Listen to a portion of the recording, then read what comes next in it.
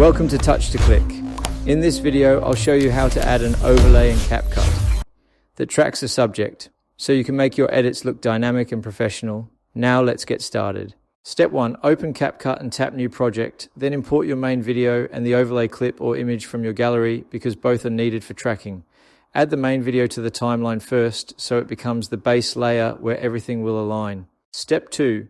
Drag the overlay onto the timeline above the main video to place it as a top layer, then resize it by pulling the corners so it fits the subject properly.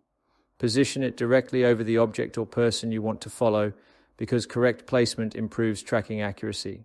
Step 3.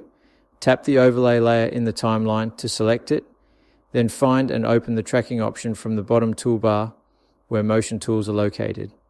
Adjust the tracking box around the subject carefully so the app knows exactly what movement to follow. Step 4. Choose the tracking direction such as horizontal, vertical, or both depending on how your subject moves in the frame. Turn on scale adjustment if needed so the overlay grows or shrinks automatically when the subject changes size on screen. Step 5.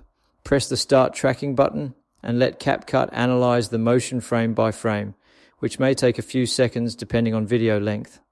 Once finished, preview the clip to confirm the overlay smoothly follows the subject throughout the scene.